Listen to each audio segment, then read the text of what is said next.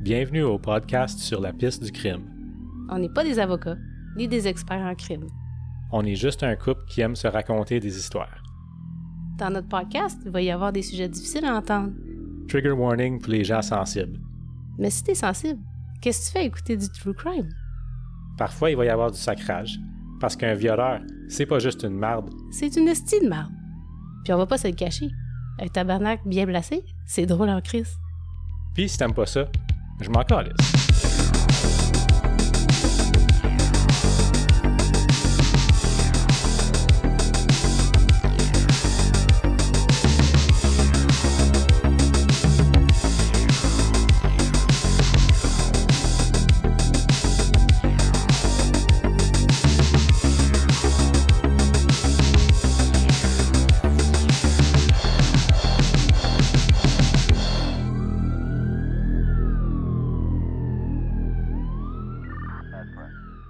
Hey, Mireille, c'est moi qui raconte un cas. Finalement? Ouais, ça arrive pas souvent dernièrement. Non, c'était le temps. Ouais. Mais je suis contente, pas moi, parce que j'ai pas complètement repris ma voix.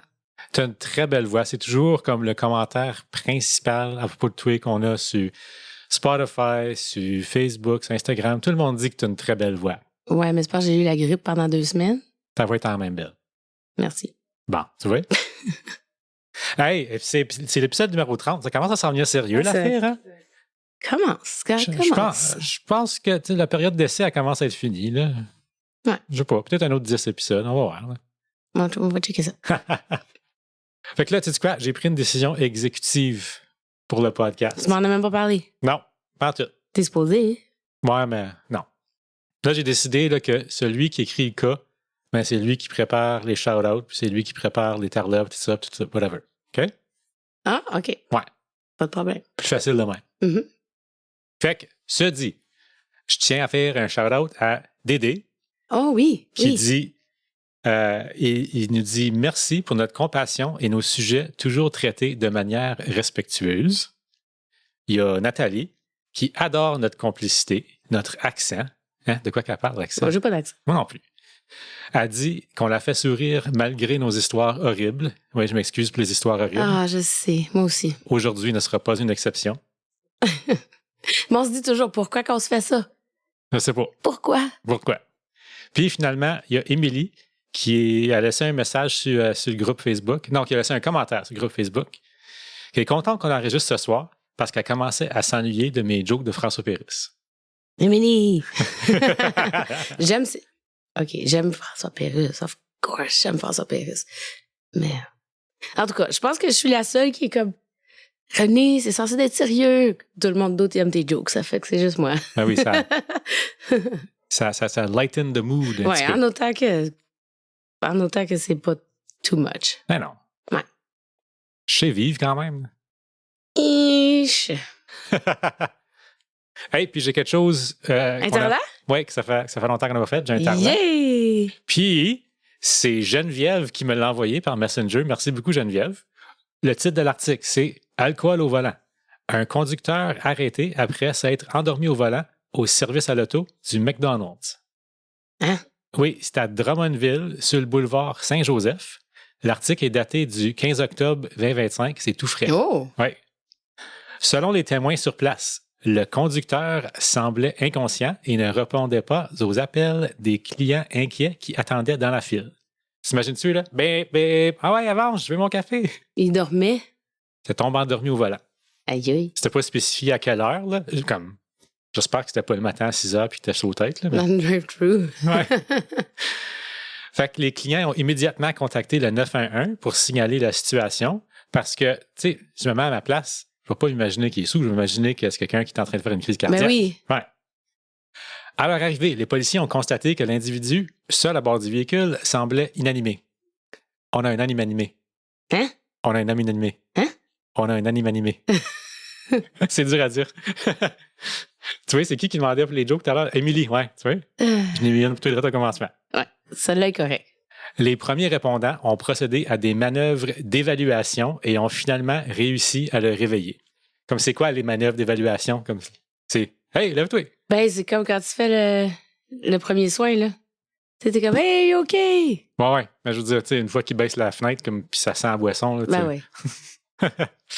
L'homme, visiblement en état d'ébriété, a alors été arrêté pour conduite avec les capacités affaiblies. Ben, Puis finalement, affaibli, puis c'est vrai. ouais, les autres clients, ils ont pu passer puis prendre leur Egg McMuffin. Ah, par ce point-là, tu sors puis tu rentres dans le, dans le resto, là, je veux dire. Mais, tu sais, vraiment, le monde qui a appelé 911, ils ont fait la bonne chose parce que, comme j'ai dit tout à l'heure, mon premier instinct, ça aurait été de penser que quelqu'un est en train de vivre une détresse, avoir une attaque de cœur, quelque chose de même. So, bravo les gens d'avoir agi rapidement. Puis vraiment, c'est mieux qu'il est tombé endormi avant de pouvoir conduire plus Ben loin. oui. Oui, comme étant là, on rit, mais Ça aurait pu finir en ça tragédie. aurait fait, ben, garanti. Mhm. Puis, au lieu de finir en tragédie, ça finit en tarlat. Sur notre podcast. Yes. Il a fini sur notre podcast. C'est pour ça que tu bois pas au volant. Jamais. Tu vas finir sur un podcast. Ouais. Bon, as-tu d'autres choses? Non, c'est tout. OK. Mais là, je sais où est-ce qu'elle mène la piste parce que tu l'as dit. Ben, normalement, on annonce les sujets à l'avance sur Patreon. Mais là, ça fait un bout que je hype l'épisode. Là. C'est ça. OK. Bon. Ben, René, tu peux nous dire quand même où est-ce que la piste nous mène aujourd'hui? Aujourd'hui, Mireille, je te raconte qu'est-ce qui arrive quand on prend un psychopathe et qu'on en fait un psychiatre. Non! Je te raconte. Oh, OK, c'est pire que je pensais. Je te raconte le cauchemar de l'hôpital psychiatrique de Oak Ridge. Mes sources pour le cas de ce soir. Des articles de journaux, de Radio-Can, de la BBC, de Midland Today, le site web The Psychopath Machine, un épisode de Fifth Estate de Radio-Canada et un épisode du podcast Curious Canadian History. Oh, je ne connais pas celui-là. Non, moi non plus, c'était la première fois que je le découvrais. Partie 1.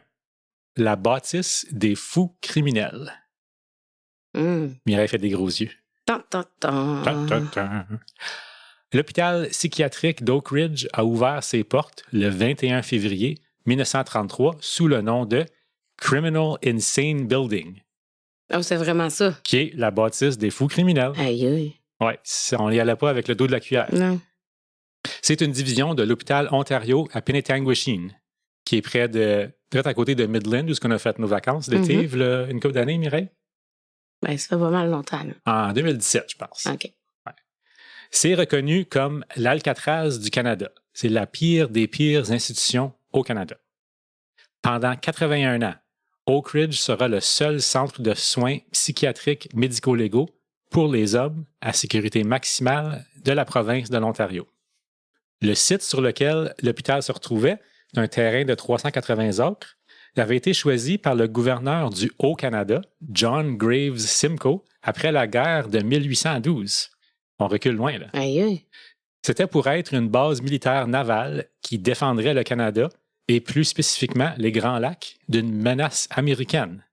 Oh, une menace américaine. Ben, la guerre de 1812, c'était entre les Américains puis la Grande-Bretagne à l'époque. OK. Puis la Grande-Bretagne, c'est techniquement le Canada. Je rappelle, les Américains ont tenté d'envahir l'Ontario, mais ont failli complètement. Puis la guerre a fini avec nous autres qui ont fait brûler la Maison-Blanche. C'est une victoire, une très bonne victoire pour le Canada, mettons. La base militaire navale ferme en 1855. Puis, une couple d'années plus tard, le site devient le Boys Reformatory of Upper Canada. Oh, une école de réforme. Oui. Oh. Puis, tragiquement, un feu détruit l'édifice en 1870. Mais après l'incendie, un nouvel édifice est construit et le Boys Reformatory continue d'accueillir des garçons jusqu'en 1904. C'est à ce temps-là que l'édifice est converti en, et je cite, « asile pour les fous ».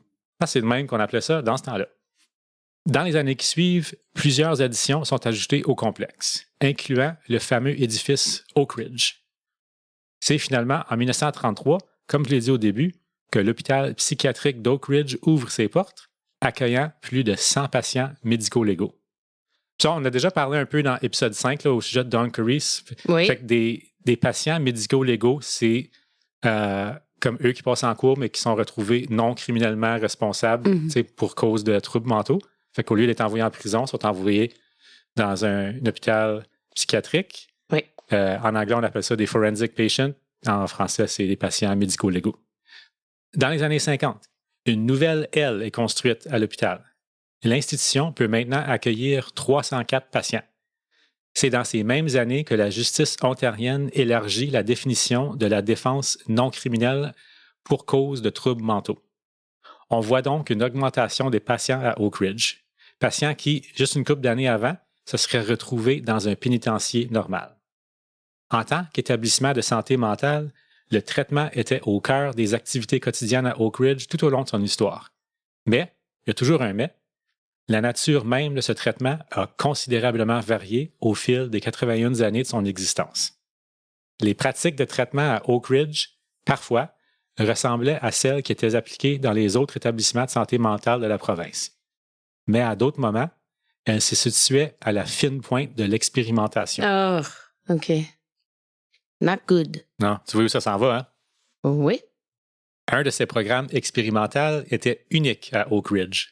Entre 1963 et 1983, la moitié de la population d'Oak Ridge participait à ce que j'appelle le cauchemar d'Oak Ridge. Ah. Ces patients prenaient part à un modèle de communauté thérapeutique dans lequel ils dirigeaient eux-mêmes leur traitement. Imagine, tu as des fous criminels emprisonnés et on les a mis en charge de leur propre traitement. What could possibly go wrong? Voyons donc. Ça s'appelle The Social Therapy Unit, l'unité de thérapie sociale. Il y a des séances de psychothérapie de groupe, des réunions de différents comités de patients et de psychiatres, des réunions obligatoires. Ces séances encourageaient la confrontation entre les patients afin de les pousser à contribuer davantage.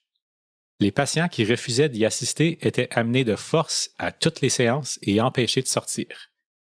Tout patient jugé à risque de suicide ou d'automutilation était physiquement menotté à un autre patient, chargé d'assurer sa sécurité Oh, wow! et sa participation continue au programme.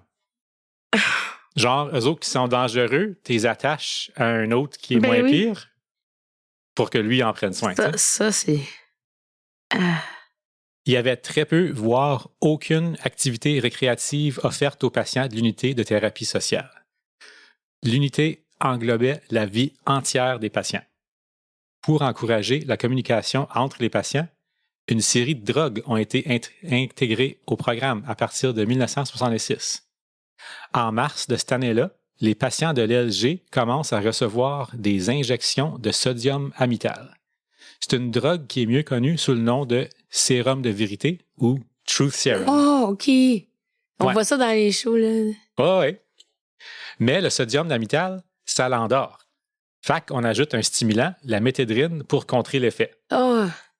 Drogués net frette, les patients étaient ensuite interrogés par les autres patients. Rappel, c'est eux autres qui dirigent leur propre traitement.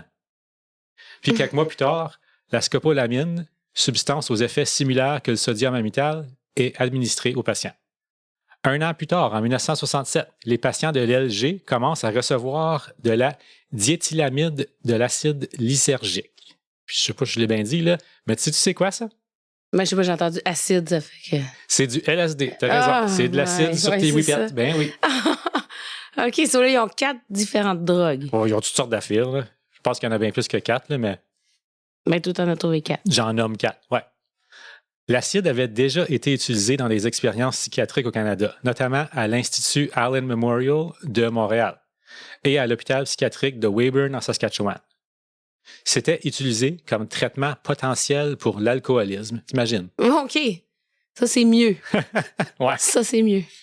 Puis c'était utilisé en tant que substance permettant de mieux comprendre l'esprit d'une personne souffrant d'hallucinations. Ouais, mais ça fait pas halluciner. Oui. Essayez pas de comprendre la logique. Oh Il y en my a God. pas. So, là, il faut qu'ils disent la vérité, mais ils se confrontent, ils sont sur l'acide.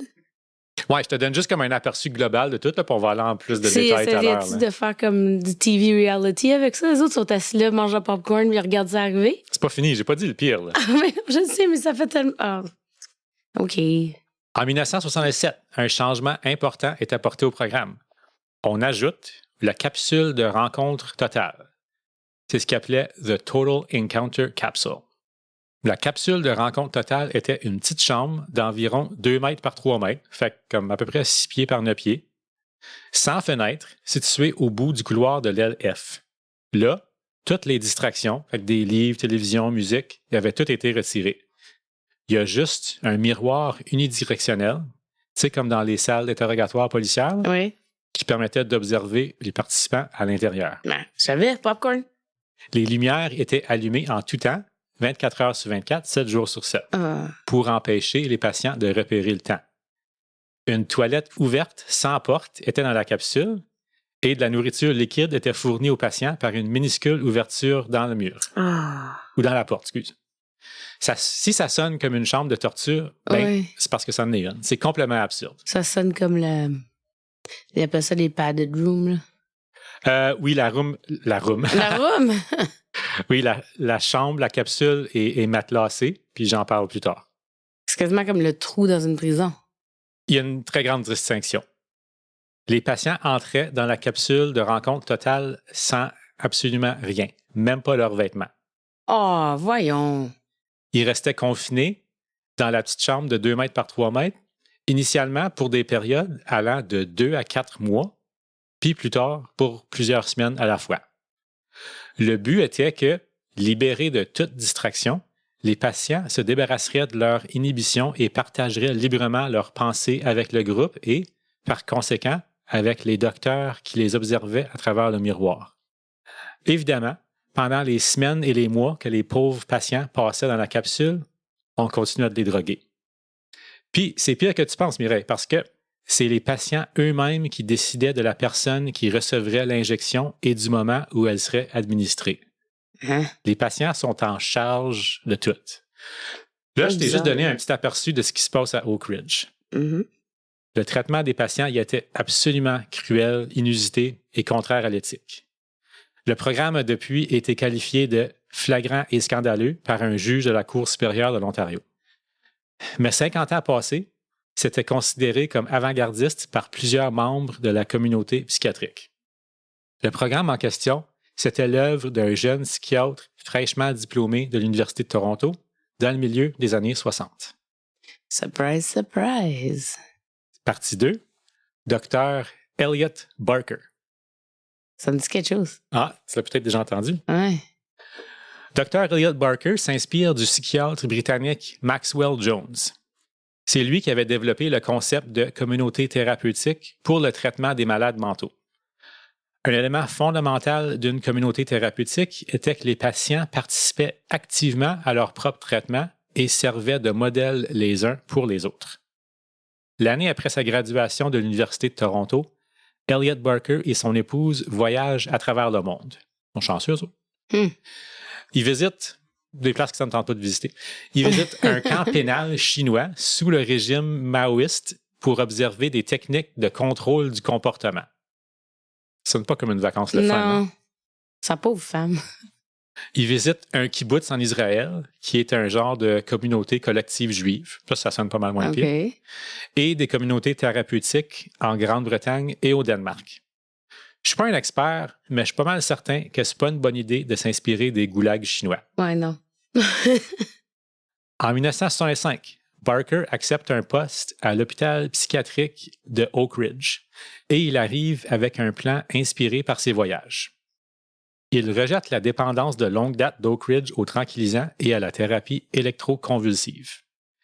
Au lieu, il compte combiner des techniques coercitives comme les sérums de vérité et la privation sensorielle, avec des groupes de rencontres dirigés par les patients afin de forcer les psychopathes à affronter leur maladie. Ce programme serait appelé l'unité de thérapie sociale. Barker croit que la psychopathie et la schizophrénie sont des maladies mentales qui peuvent être guéries. Il croit que ces maladies émergent d'une psychose chez le patient et que, si on réussit à exposer cette psychose, le patient sera magiquement guéri. Barker veut apprendre à ses patients à ressentir de l'empathie. L'un des éléments clés du plan de Barker était que les patients serviraient de thérapeutes les uns pour les autres. Pour un établissement sous-financé, c'était une solution attrayante à un problème de ressources humaines. Il n'y avait pas assez de médecins pour soigner les détenus, pourquoi pas laisser les détenus faire la job eux-mêmes? C'est ridiculous. Barker dit « J'ai engagé un patient quand il n'y avait aucun membre du personnel de disponible. Un patient capable de réaliser des bilans mentaux excellents, meilleurs même que ce que moi je pouvais faire. Le patient évaluait chaque nouvelle admission et rédigeait un magnifique bilan mental. Il a travaillé pour moi environ 6 mois jusqu'à ce qu'il s'enfuit avec le portefeuille et les cartes de crédit de l'assistante sociale. » On voit bien que Barker avait des employés très fiables. Ben oui. Les patients détenus d'Oak Ridge pouvaient se prescrire des médicaments les uns aux autres, y compris du LSD, de la méthamphétamine et du sérum de vérité. Vraiment. So, moi, je dirais, OK, moi, je veux que René soit sur le LSD, là, puis je t'écris une petite note, puis that's it. Oui, comme ça avait l'air d'être comme un gros free-for-all là-dedans. Là. Voyons donc. Les traitements à base d'alcool étaient aussi un choix très populaire. Certains hommes, gravement alcooliques, ont déclaré qu'ils étaient forcés de consommer de grandes quantités d'alcool. L'objectif, c'était pas de traiter leur maladie mentale, mais d'affaiblir leur défense et de les obliger à examiner leurs propres faiblesses. Si ça sonne comme de la torture, ben c'est parce que c'en était. Oui, mais c'est comme... C'était de régler le problème avec le problème. Je m'en viens à... Ça fait zéro sens, là, comme c'est là. Non, comme ça va pas faire plus de sens, mais je m'en viens à comme l'explication de pourquoi ils font ça. OK. Dans l'LH de l'hôpital, les patients commençaient avec le programme MAP. C'est MAP, ça veut dire motivation, attitude et participation. Des groupes de 4 à 8 patients s'assisaient sur le sol, 8 heures par jour, dans le silence total, pendant 14 jours consécutifs. Il n'y avait pas le droit de se lever et seulement 2 mouvements par groupe par jour étaient permis. Ouch! Si un patient refusait de suivre les règlements, il était soit sédaté, soit immobilisé ou placé en isolement solitaire. J'aimerais mieux ça. Ouais. Mais moi, en isolement solitaire, où moi, je vais pouvoir bouger. Fait que ta journée consiste pratiquement entièrement là, juste t'asseoir à terre. Tu n'as pas le droit de bouger, pas le droit de faire rien. Moi, juste tu restes là. Hey! J'ai de la misère à me relever une fois que je suis assise. Quand je suis assise à l'école avec les petits bouts à terre, là, puis il faut que je me relève, là. Après 30 minutes, j'ai déjà fini. Imagine-toi être assis à terre pendant 8 heures, René. Les patients qui performaient bien dans le programme MAP étaient envoyés dans l'LG, où Barker introduisait la deuxième partie de son programme, le DDT. C'est Defense Disruptive Therapy. Puis ça veut dire à peu près thérapie défensive de perturbation comportementale. Le DDT était conçu de façon à agiter le patient. Eux qui étaient soit drogués ou privés de sommeil jusqu'à ce qu'ils cassent leur défense et avouent leur maladie mentale et leurs défauts personnels. Le concept ici, d'après Barker, était que la maladie mentale de ces patients était, en temps normal, cachée derrière une façade de normalité. Elle devait être transportée jusqu'à la surface du comportement du patient. Elle doit être revécue avant de pouvoir être traitée. Si ça sonne comme la marde, ben, c'est parce que c'est effectivement de la marde. Ouais. Fait que le DDT, là, c'est comme, basically, là, de comme, mettre les patients en crise le plus possible. Ben, c'est ça. Ouais. Un des slogans de l'LG à l'hôpital d'Oak Ridge était « A healthy ward is an upset ward ». T'sais, une L saine est une L agitée. T'sais, c'est essentiellement de triggerer les patients le plus possible, les défaire mentalement, tear them down. C'est horrible. Comme je dis tantôt, ils sont prescrits toutes sortes de drogues. On leur donne du sodium amital, mais ça l'endort, fait qu'on en ajoute le stimulant, le méthédrine. Il y a aussi de la scopolamine qui est souvent mélangée avec la méthédrine. Et à partir de 1967, le LSD est ajouté au cocktail. Les patients qui refusent de prendre les prescriptions volontairement sont forcés physiquement à les emballer. Les sessions de DDT, la thérapie défensive, sont menées par Barker et des fois son assistant, ou même parfois par des patients thérapeutes. Des patients thérapeutes. Ou même souvent par des patients thérapeutes. Je t'ai dit tantôt, les patients dirigent eux-mêmes leur propre traitement. Non, je sais, mais ils appelaient vraiment ça des patients thérapeutes. Ben, j'ai vu ça dans une courbe d'articles, ouais. comme patient therapists, puis Comme je pense peut-être que c'est un titre qui donnait à ceux qui prenaient le show Franchement. un peu plus que les autres. Ben oui, mais Ouais. On attaque verbalement les patients jusqu'à ce qu'ils cassent sous la pression. Mais si un patient devenait violent pendant ces sessions, et clairement, ça l'arrivait souvent, parce que c'est une confrontation verbale agressive sous l'influence d'hallucinogènes, c'est méchant. le patient qui répondait violemment à ces sessions était menotté à sa chaise, ou parfois même menotté à un autre patient qui en devenait responsable. Pour les pires situations en thérapie défensive, lorsqu'un patient perdait la carte, comme on dirait, 2 gardes venaient l'étrangler avec une serviette jusqu'à ce qu'il perde connaissance. Oh my God! Les patients appelaient ce geste utilisé fréquemment « the sleeper », l'endormeur. Ah! Puis les patients avaient donné leur propre nom aux séances de DDT. Ils appelaient ça les 100 jours de haine. Ah, c'est comme... Ils sont déjà là, puis ils les font virer fou encore plus. Oh oui, j'ai pas fini. Non, je sais. C'est pas le pire. Je sais, tu commences. Après l'aile G, dans l'aile F, là, si on était de H à G à F, Ouais. les patients arrivaient dans la prochaine étape du programme, le Total Encounter Capsule, la capsule de rencontre totale. J'en ai parlé un peu tantôt. Il y en avait déjà, ça semble, assez de rencontres. Il faut qu'il y en ait d'autres.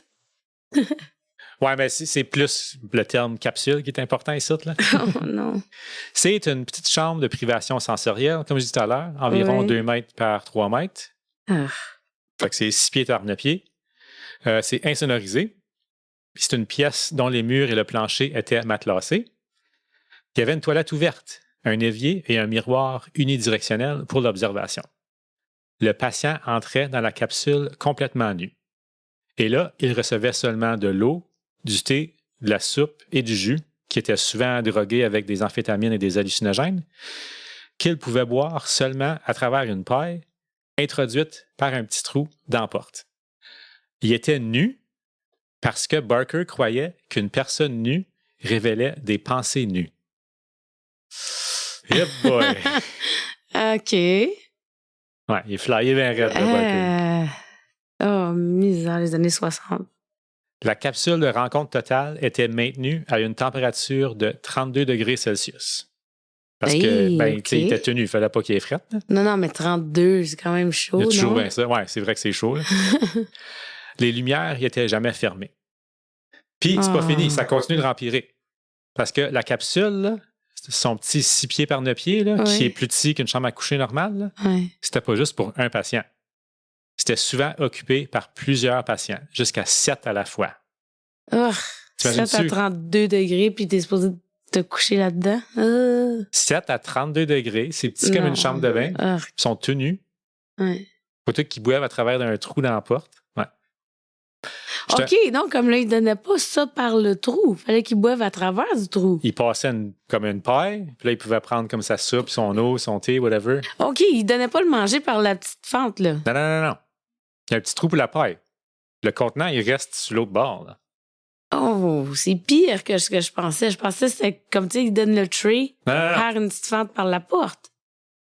Ah, OK. J'ai dit plusieurs fois, la capsule est plus petite qu'une chambre à coucher normale. Puis les patients, ils restaient emprisonnés là pour plusieurs semaines à la fois. Il n'y avait pas de lit, rien, là. Fait qu'ils couchent à terre. C'est matelassé. Les murs, le plancher, tout. Chris à terre en quelque part, puis tu dors. Ou t'essayes parce que les lumières sont jamais fermées. Gross. Le but de la capsule et de la torture que les patients y subissaient était apparemment de créer des conditions pour éveiller l'empathie chez le patient. Là, écoute, je suis pas un expert, là, je suis juste un ingénieur. Mais si tu m'embarques dans une petite crise de chambre avec 6 autres gars tenus, là, pense pas que je vais ressentir trop d'empathie. Non. Je vais ressentir bien du je suis en calice après celle-là qui m'a embarré ici. Ben oui. Hey, en tout cas. Quand les détails du programme de thérapie du Dr. Barker se sont fait connaître en dehors de l'hôpital, Oak Ridge est entré dans un mode défensif de relations publiques. Oh.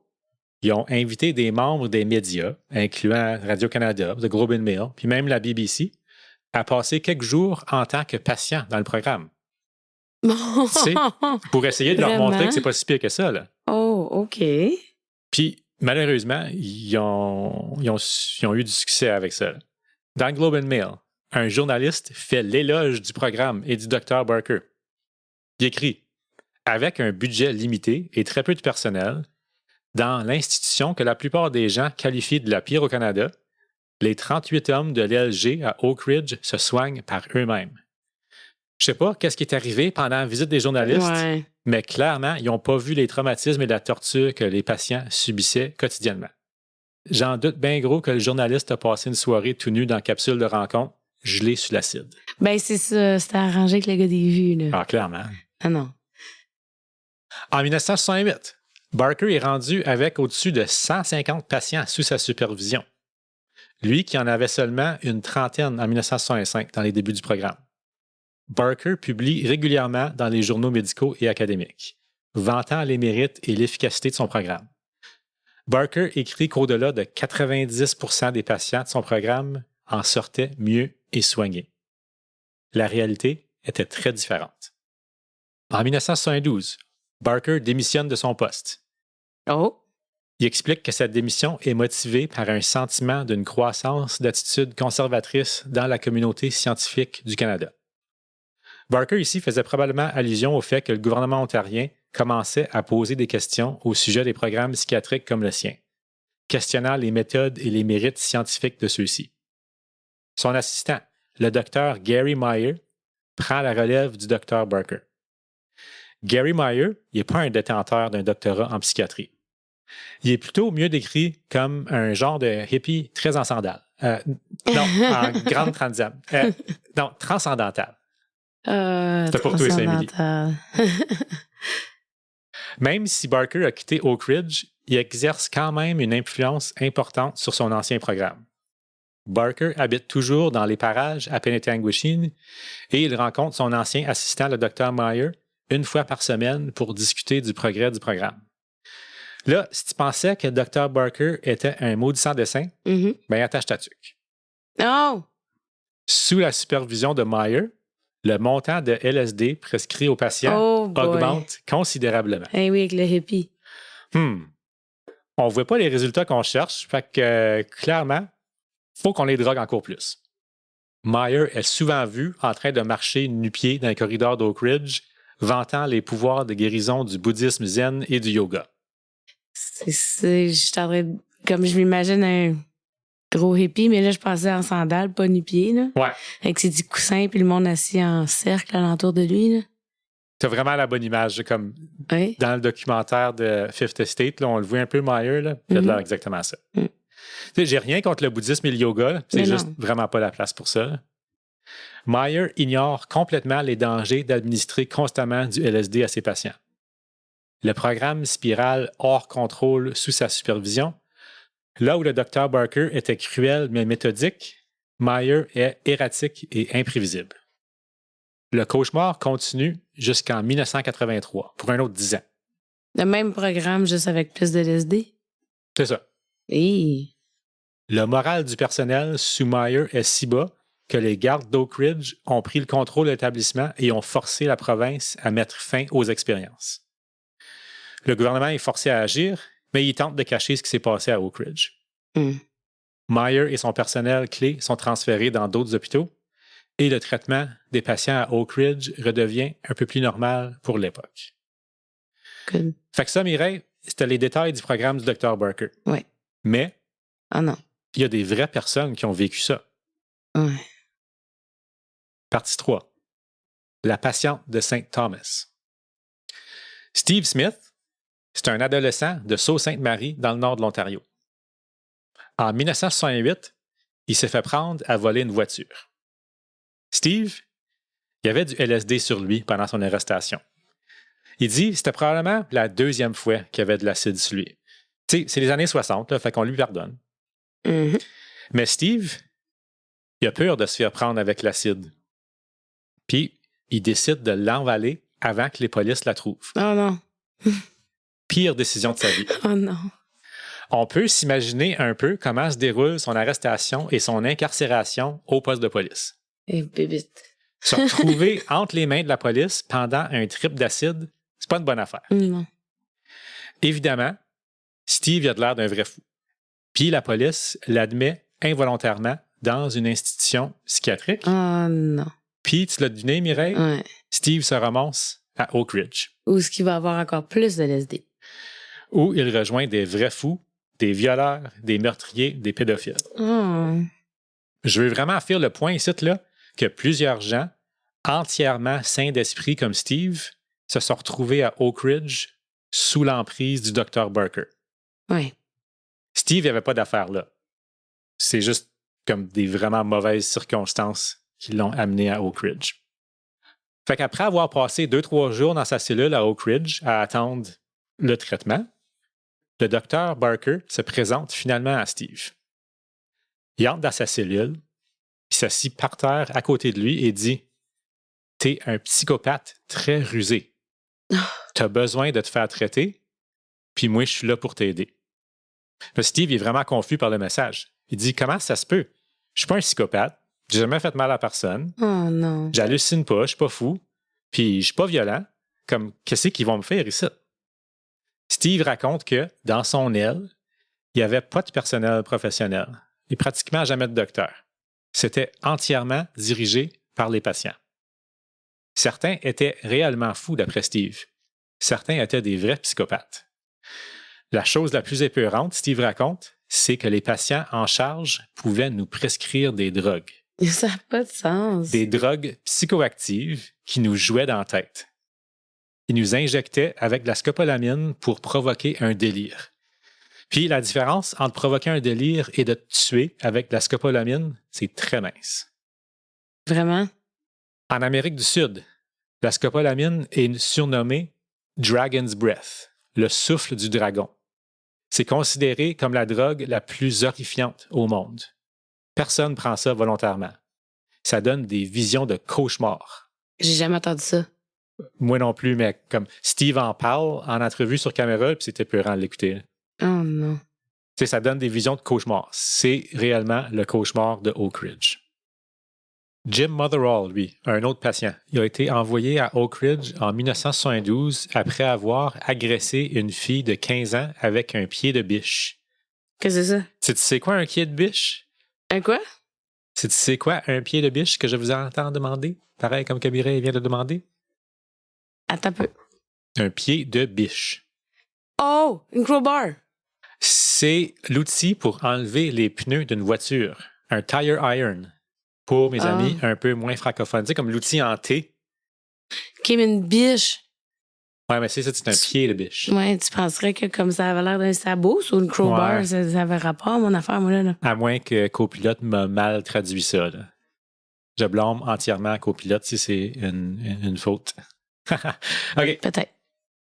En tout cas, c'est un acte violent qu'il reconnaît ne pas être son premier ni son dernier. Mais quand même, ça ne pardonne pas la torture que Jim a subie à Oak Ridge. Ben, Tu sais, j'ai pas Non, réussi à mais- trouver pourquoi Jim s'est ramassé à Oak Ridge au lieu d'une prison. Comme Steve Smith, par exemple, qui a pris de l'acide pendant son arrestation, fait qu'il avait l'air d'un vrai fou. ouais. Jim, je sais pas pourquoi il s'est ramassé là.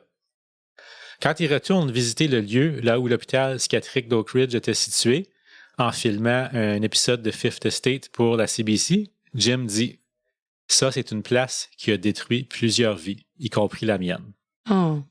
Le but du programme était de nous briser mentalement », déclare l'ancien patient d'Oak Ridge, Jim Motherall. Il croyait que si l'on pouvait éliminer toutes nos mauvaises défenses qui nous avaient causé des problèmes, il pourrait nous reconstruire en de meilleurs êtres humains. Mais ce sont des monstres, ces docteurs. C'est exactement ce qu'ils sont. C'était de la torture du début jusqu'à la fin. En 1978, Margaret, c'est une jeune adolescente troublée qui vivait dans le sud de l'Ontario. Elle avait été accusée de méfaits publics et de vol de voiture. Après son arrestation, son avocat lui a expliqué ses options. Tu peux aller en prison pour 2 ans ou tu peux purger une peine facile à l'hôpital psychiatrique Oh, de St. facile. Thomas, qui est Oui. plus près de ta famille. Expliqué comme ça, la jeune Margaret a choisi le temps facile. Note bien, là, Margaret, pareil comme Steve Smith, c'est pas une folle. Non. Mais elle a fait face à un choix en cours. Elle choisit d'aller à l'hôpital psychiatrique de St. Thomas, près de London, en Ontario, parce que ça sera moins long que l'alternative de 2 ans en prison et sa famille pourra la visiter plus régulièrement. Comme Steve Smith qui avale son LSD, c'est la pire des décisions à prendre. Oh non. Et là, commencent les 9 mois qu'elle se souvient comme les pires de sa vie. Margaret s'est retrouvée enfermée à l'hôpital psychiatrique de St. Thomas avec des femmes atteintes de troubles mentaux.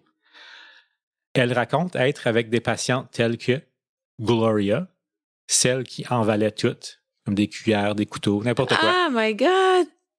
Judy, une mère qui avait tué ses 2 enfants. Oh! Et Mary, la pauvre Mary, elle dit, qui souffrait simplement d'un retard mental. Oh! Mary n'aurait dû jamais être là, dit Oh Margaret. non. Elle passait toute la journée assise par terre. Mais là, pourquoi je te parle des femmes à l'hôpital psychiatrique de St. Thomas? Au début, j'ai dit que Oak Ridge était un institut médico-légaux pour les hommes. Ben là, ma pauvre petite Mireille avec la tuque attachée solide sur la tête, c'est parce que Margaret se retrouve dans un programme d'unité de thérapie sociale, pareil comme le programme à Oak Ridge. Ouais. Puis pareil comme à Oak Ridge, Margaret dit, c'est pas des docteurs ni des membres du personnel qui traitent les patientes détenues à St. Thomas. Mais ici, Mireille, c'est pire, c'est 100 fois pire. C'est pire? Oh non. C'est pas les patientes de St. Thomas non plus qui traitent les autres patientes comme à Oak Ridge. OK, mais what the fuck? Qu'est-ce qui se passe ici? Qui soigne les femmes à St. Thomas? Ouais. Des fous? Partie 4, les gradués. Les gradués. Non! Pas OK. les patients gradués. OK, faut retourner à Oak Ridge, OK? J'ai pas tout raconté les horaires tout à l'heure. J'ai triché. Oh my God. J'ai sauté par-dessus une partie très importante. Quand les patients détenus d'Oak Ridge performaient bien dans le programme du Dr. Barker, Oh my God. dans le MAP, qui était le modification à attitude et participation, puis dans le DDT, le Defense Disruptive Therapy, Ça, là, c'est un des pires, oui. et dans la capsule aussi, les patients étaient récompensés. Oh non. Il y en a une couple, des gradués qu'on les appelle, qui deviennent pratiquement les assistants du Dr. Barker. J'en ai parlé un peu tantôt. Il y en a qui performaient des évaluations sur les patients entrants. Le Dr. Barker va même jusqu'à dire qu'un d'entre eux faisait des meilleures évaluations que lui-même. Ah, ben oui. Tu sais, pas vraiment surprenant qu'un psychopathe soit excellent à, 1, reconnaître les autres psychopathes, puis 2, chanter la pomme au Dr. Barker. Ben. Cet aspect-là, là, les gradués du programme, les assistants du Dr. Barker, les pires des pires, les manipulateurs, les psychopathes violents, les criminels sexuels. Oh, Okay? non. Attache ta tuque. C'est-tu lui le plus gros attache à tuque? gros attache Non! ta tuque de toute l'histoire du podcast. OK? 4 d'entre eux sont envoyés à l'hôpital psychiatrique de St. Thomas. Puis là, ils gèrent et appliquent le programme du Dr. Barker sur les pauvres femmes qui sont enfermées là. Non, non, non, non. Je répète, OK? Non. Entre 1977 et 1983, des hommes reconnus non criminellement responsables de crimes comme le viol et le meurtre ont été envoyés de l'unité psychiatrique de Oak Ridge vers l'hôpital de St. Thomas pour y servir de thérapeute enseignant auprès des femmes. Wow. René! C'était des criminels, des violeurs condamnés, raconte Margaret. Ils étaient juste en trip de pouvoir. Ils étaient censés nous aider, mais j'ai jamais compris comment ils étaient supposés d'aider qui que ce soit. Elle dit aux journalistes de 50 States. Comment est-ce que qui que ce soit peut sérieusement penser qu'un violeur fou mental pouvait servir de thérapeute pour des femmes malades? Ça sonne comme une histoire d'un film. Ça est vraiment arrivé en Ontario. Comme quand je pense à des hôpitaux psychiatriques, là, j'ai Girl Interrupted dans la tête. Puis en même temps, ouais, mais tu prends là, le c'est pire. encore pire que Girl Interrupted. Là. Tu prends le pire des pires là, des hommes qui viennent de l'unité Je médico-légale sais. à Oak Ridge, puis tu les mets en charge des femmes. Je comprends pas la logique. Puis c'est même Voyons pas si donc. vieux que ça. Tu sais, tu penserais peut-être comme... 77 à 83. Je sais, c'est pas vieux, là. Ça s'est produit dans le temps qu'on était au monde. Là. Oui, ça fait pas longtemps. Ben, je veux dire, OK, on est assez vieux, mais je veux dire, Ah ouais. pas pour que ça fasse du sens dans leur tête, là. OK, puis Non. je l'ai dit une couple de fois, là, j'ai pas fini. Arrête.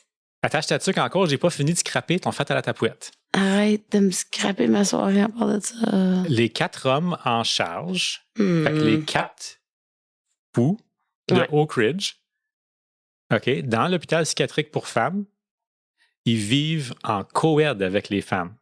Oh non. Ils vivent dans la même aile, ils utilisent les mêmes douches. Non. Puis, juste pour tourner le fer dans la plaie, là, Aïe, aïe. j'ai découvert que les 4 qui ont envoyé là, c'était tous des délinquants sexuels. Les 4. Les 4. Bill Brennan, Comme pas surprise, vraiment, là. c'est un des patients d'Oak Ridge qui était envoyé à Saint Thomas.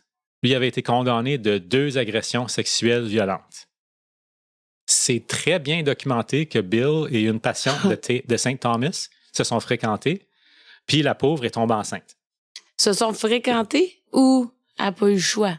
Ben, dans une des sources que j'ai lues, comme elle est clairement en amour avec lui. Là. OK. Puis elle a envoyé des lettres, puis elle parle du programme, puis elle dit j'espère qu'on va se revoir, puis tout. Est-ce que c'était une femme qui avait vraiment des problèmes psychiatriques? Je sais pas. C'est pas bien. Mais de toute façon, c'est comme...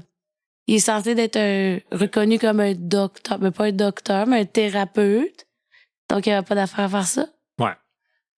Après qu'elle tombe enceinte, Bill a été transféré dans un autre hôpital, pas longtemps après ça. Puis, la petite fille qui est née de cette rencontre-là a été mise en adoption. Parce qu'évidemment, sa mère ne peut pas prendre soin d'elle. À Saint Thomas, on pratique les mêmes programmes de MAP, de DDT et capsules de rencontre totale avec les femmes détenues. Mary, la patiente avec un retard mental que j'ai mentionné tantôt, est punie en perpétuité dans la salle de MAP, que je rappelle, ça signifie motivation, attitude et participation. Elle est assise de force par terre, sur le plancher froid, en silence total, forcée à garder ses jambes droites devant elle pendant des heures et des heures de temps, pas le droit de bouger pantoute. Tout ça parce que, d'après les rescapés d'Oak Ridge, elle ne participe pas bien au programme. Oh my God. Fait qu'on utilise MAP comme une genre de punition. Mais non, crise de gang de Fofi, Mary, c'est pas à cause qu'elle veut pas participer, Mary est déficiente. Elle n'est pas capable. Ouais. Oh. Dans le programme MAP, l'assiduité et le respect des règles, c'était pas un choix. Les femmes qui refusent de participer sont punies, comme Mary. Sont forcées en isolation sur le sol, aucun droit de bouger. Mon pauvre, elle la comprenait même pas. Ouais. Ou elles sont menottées à une autre patiente et sont forcées de suivre le groupe, pareil comme à Oak Ridge. Une autre patiente de Saint Thomas, Emily, elle raconte son histoire. Elle dit « J'ai dit à ces hommes, ces supposés enseignants, que je leur faisais pas confiance, qu'ils n'étaient pas des docteurs, puis que leur programme, c'était pas légitime. Pour avoir dit ça, ils m'ont attaché à un matelas seul dans une chambre. C'est pas clair comment longtemps Emily est restée attachée au matelas, mais ça me fait penser un peu à une scène dans Terminator 2. Tu sais, le meilleur film de tous les temps. Oui, là. Quand Sarah Connor là, est attachée à son lit pour la nuit. Je sais pas si tu te souviens de cette scène-là. À cause qu'il disait qu'elle était folle. Ben oui, oui. Tu sais, fait que le garde l'attache dans son lit pour la nuit, puis avant de la laisser toute seule, comme il y a la liche en pleine face. Ah oui. Tu sais, pour voir si c'était pour avoir une réaction. Là, il essaie de la fâcher. Ouais.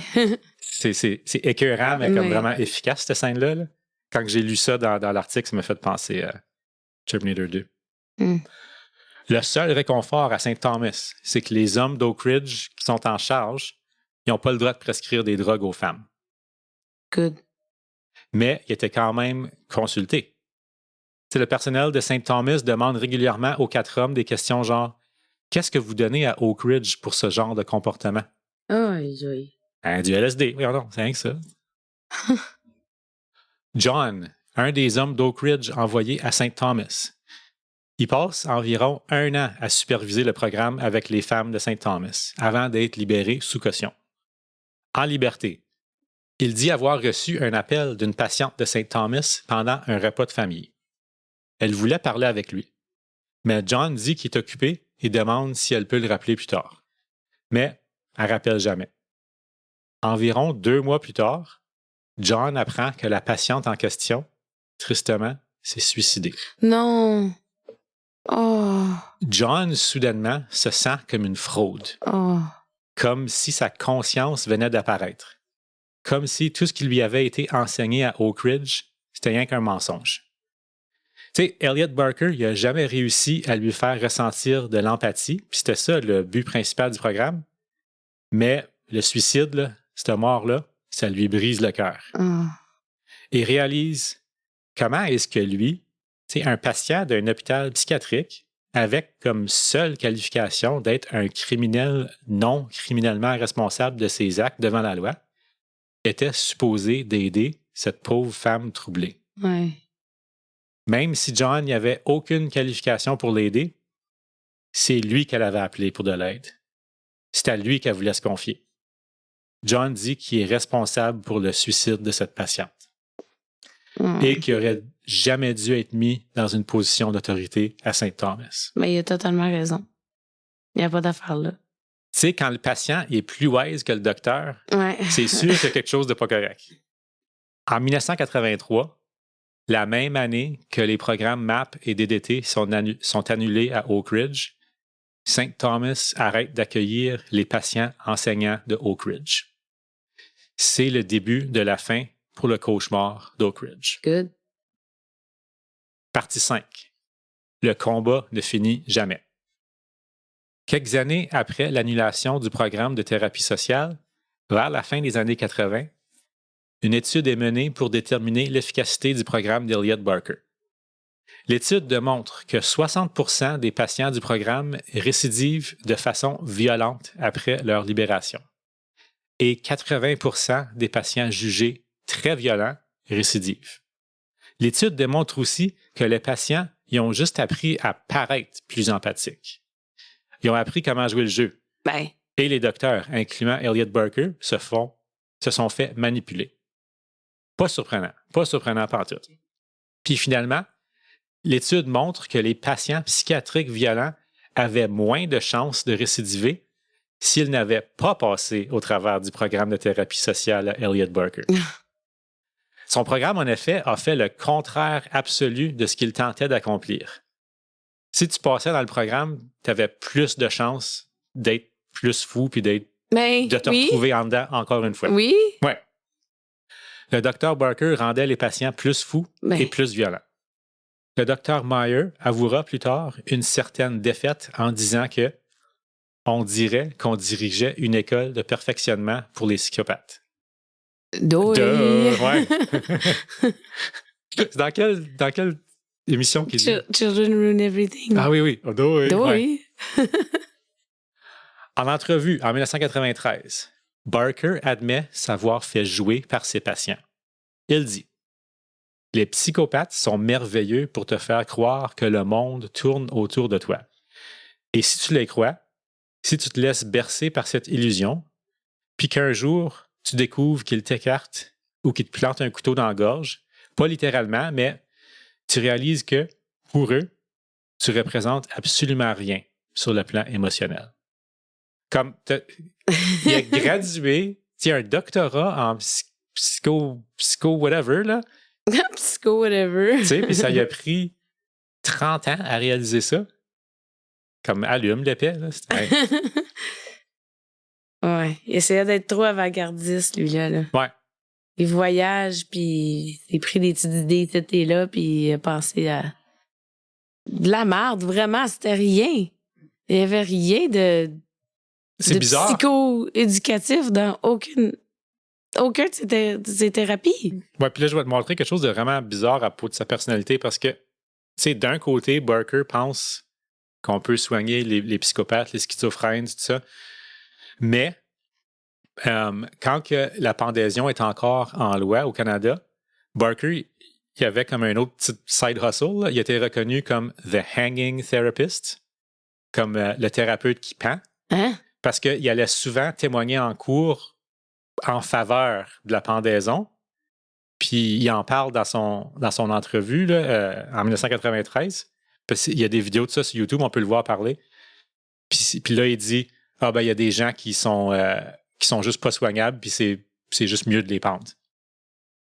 Voyons. Ouais. Tu sais, fait que d'un côté, il dit il y a du monde qui sont pas soignables, puis de l'autre, il pense que magiquement, il va soigner la schizophrénie. Là, Vraiment, hein? Puis, qu'est-ce que je trouve bizarre, c'est qu'il veut soigner la schizophrénie avec des drogues, mais les drogues remplissent la schizophrénie. Ouais, comme il y a une étude qui a clairement démontré qu'il a rempli les choses. Ouais, absolument. Mhm. Oui, c'est drôle parce que tu disais Dr. Elliot Barker. Barker ou Baker? Barker. So, tu disais Dr. Elliot Barker croyait dans comme que les gens se guérisseraient eux-mêmes. Ouais. Puis moi, j'ai pensé à comme le Dr. Elliot Connie. Ah, c'est qui ça? Dr. Elliot Connie, c'est le docteur qui a inventé le Solution-Based Focus Therapy. Donc, c'est comme en thérapie, tu fais les gens trouver leur propre solution, genre, pour leurs problèmes. Ça sonne similaire. Ouais. C'est similaire, mais c'est comme... Avec un petit peu moins de LSD. Il n'y a pas de LSD du tout, mais tu leur demandes comme qu'est-ce que tu fais pour, genre, te relaxer. Donc, qu'est-ce que toi, t'aimes faire comme si tu te sens anxieux? Oui, je joue de la guitare. Tu joues de la guitare. Zing-a-ling, zing-a-ling. Ben, c'est ça. Donc, tu sais, c'est ces styles de questions-là qu'en thérapie, tu poserais à la personne. Puis, c'est short term, là. C'est comme qu'est-ce que tu peux faire en ce moment pour te calmer, pour être mieux. Mais c'est pas t'embarrer nu dans une petite pièce avec 7 autres gars, là. Non, mais c'est juste quand tu as dit Elliot Barker qui pensait à comme trouver la solution eux-mêmes, genre, mais c'est vraiment pas la même affaire. Là. Mais en tout cas, j'ai pensé à ça. Excuse. Surtout qu'il s'appelait Elliot, là, ça m'a fait comme oh, c'est comme Dr. Elliot Connie. Anyways. Sidebar.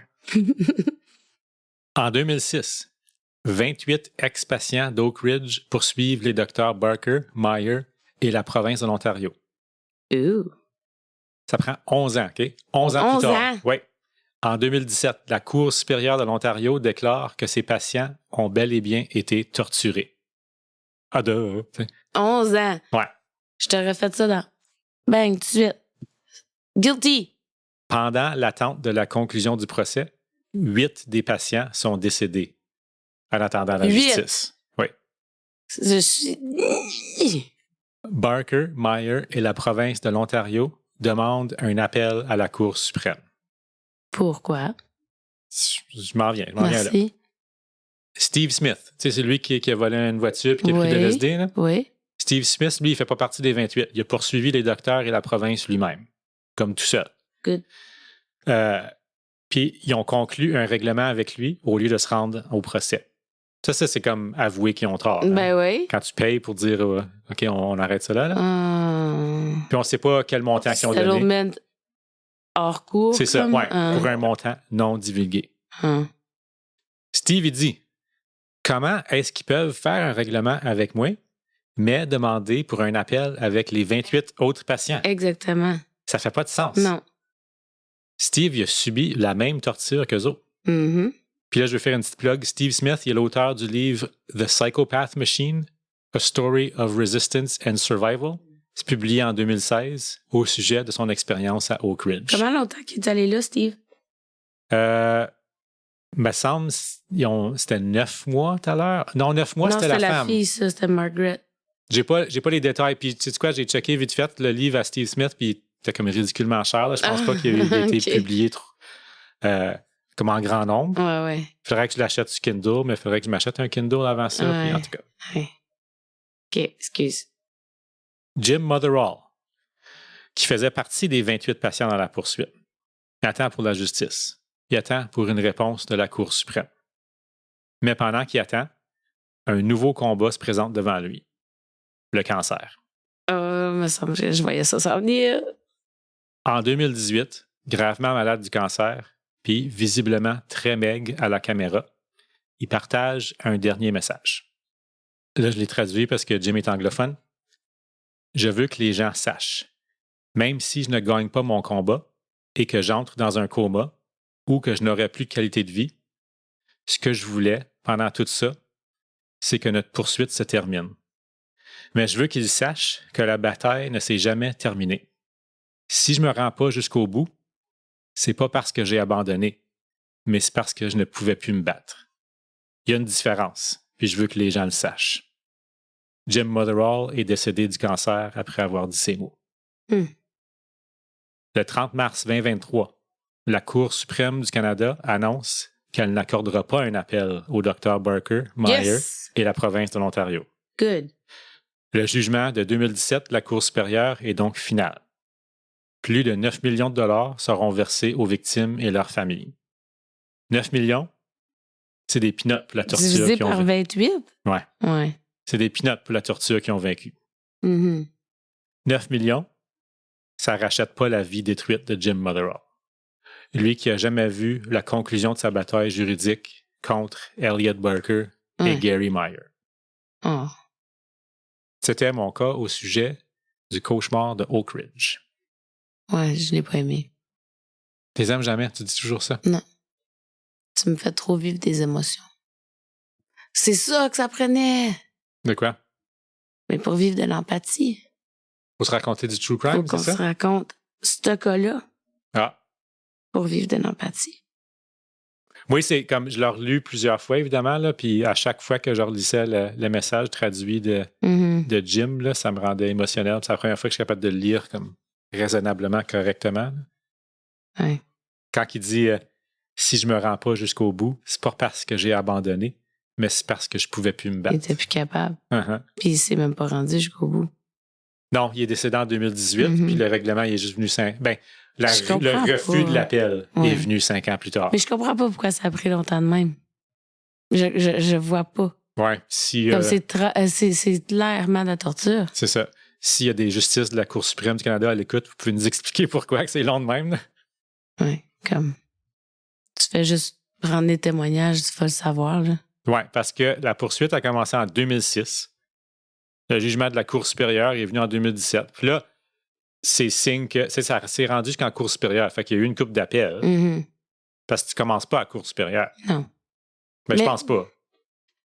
Est-ce que tu as su s'il y avait eu des abus? Comme, OK, oui, il y a eu des abus. Tout ça, c'était de l'abus, mais je veux dire, tu sais, quand les criminels, ils ont été genre thérapeutes pour ceux de Saint-Thomas, ben, il y en a eu, là, je veux dire, la femme qui est tombée enceinte. Ouais, mais clairement, c'était. D'après les lettres qu'elle envoyait, elle avait de l'air consentante. Là, mais... Oui, mais c'était pas éthiquement correct. Il n'y avait pas d'affaire à faire ça. C'était une patiente. Tu n'étais pas supposé vivre ensemble. Ben non. Non.